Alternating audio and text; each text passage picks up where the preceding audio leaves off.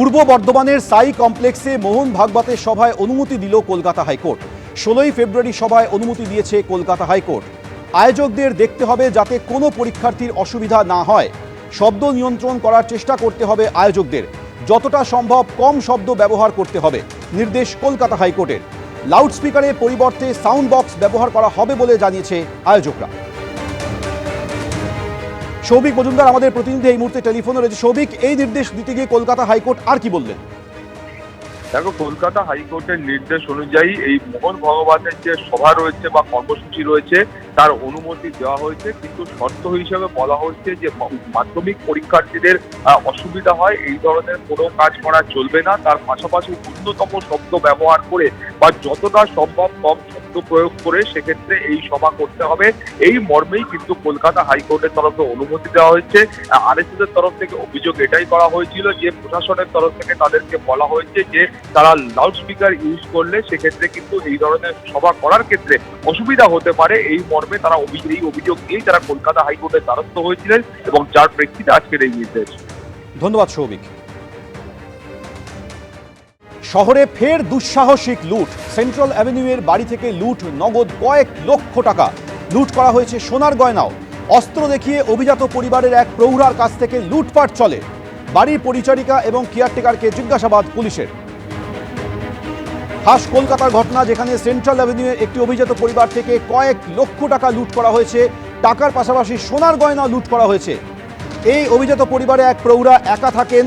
তাকে অস্ত্রের ভয় দেখিয়ে তার কাছ থেকে এই লুটপাট চালানো হয়। এই ঘটনার পর বাড়ির পরিচারিকা এবং কেয়ারটেকারকে ইতিমধ্যেই পুলিশ জিজ্ঞাসাবাদ করছে।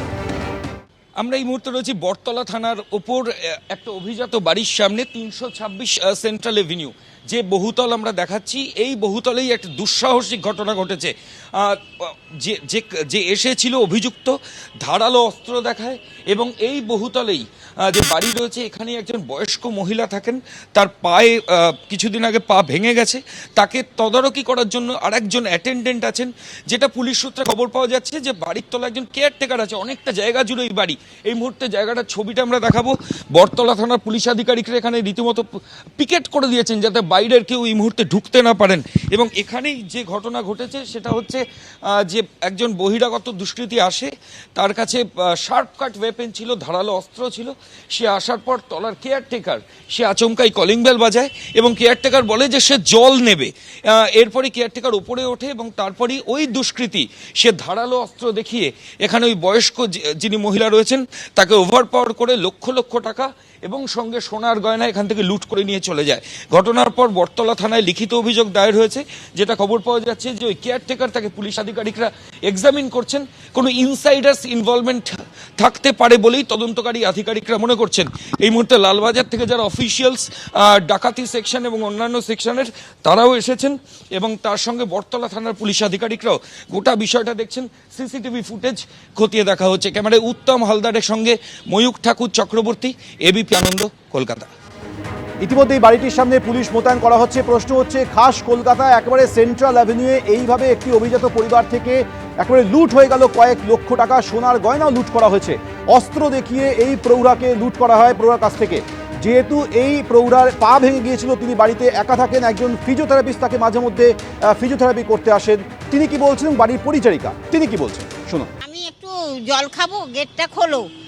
তা আমি বলছি, দেখ এখন আমি শুয়ে পড়েছি, পারছি না। বলে মাসি খোলো না। আমি কিছুক্ষণ পর গেটটা খুলে দিয়েছি। আমি আবার নিচে নামিনি, রিমোটে খুলেছি। তারপর খিল দিয়ে আমি শুয়ে পড়েছি। বাবা, আমি আর কিচ্ছু জানি না। আমি ঘুমের ওষুধ খেয়েছি, মাথা ঘুরছে। উনি তো একদম শয্যাশায়ী, অপারেশন হয়েছে, শুয়ে আছে। আপনি যে বাড়িতে যখন ওনাকে ফিটনেসের কাজ করান কি অবস্থা থাকেন? উনি কি একা থাকেন? হ্যাঁ, একাই থাকে। আর বাড়ির তলায় কে কে থাকে? ওনার কিছু লোকজন আছে, কেয়ারটেকার আছে, কিছু পরিচারিকা আছে। আপনি কি ঘটনার পর থেকে টানা করেই যাচ্ছেন? না, তারপরে আসিনি আমি আর। এই দুদিন তো আসিনি। লাস্ট কবে এসেছিলেন? ওই তার আগের দিন। এবং ভদ্রমহিলার যা শারীরিক অবস্থা, উনি হাঁটাচলা করতে পারেন? না না, পারেন। কেন পারেন না? ওনার তো ভেঙে গেছে, ফিমার বোন ভেঙে গিয়ে অপারেশন হয়েছে। সেন্ট্রাল অ্যাভিনিউয়ের এই বাড়ি থেকে লুট হয়ে গেল কয়েক লক্ষ টাকা, সেই সঙ্গে সোনার গয়নাও লুট করা হয়েছে। স্বাভাবিকভাবে এই ঘটনার পর প্রতিবেশীদের মধ্যে চাঞ্চল্য ছড়িয়েছে। কি বলছেন 26 নম্বর ওয়ার্ডের তৃণমূল কাউন্সিলর, শোনাবো। রাতের কলকাতায় 11টার পর আমাদের পার্টি অফিসটা বন্ধ হয়ে গেলে আমরা চলে যাই, লক্ষ্য রাখি তারপর এখানে বাইরের অনেক সমাজ বিরোধীদের যাতায়াত আছে। অবশ্যই দরকার, পুলিশের পেট্রোলিং থাকা দরকার। আমি ল্যাক কথাটা ব্যবহার করব না, কিন্তু সোজাসুজি কথা বলতে গেলে পুলিশের আরোটা তৎপর হওয়া উচিত।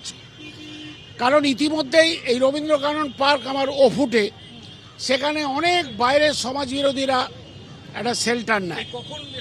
এগুলো সব 12টা 1টার পর। এ ব্যাপারে আমি বরতলা থানাকে চিঠি দিয়েছি এবং ডিসি নর্থকেও আমি বলেছি, চিঠি দিয়ে জানিয়েছি। পুলিশের আরও একটু তৎপরতা বাড়ানো দরকার আছে। আর বরতলা নিয়ে যত কম কথা বলা যায় ততই ভালো।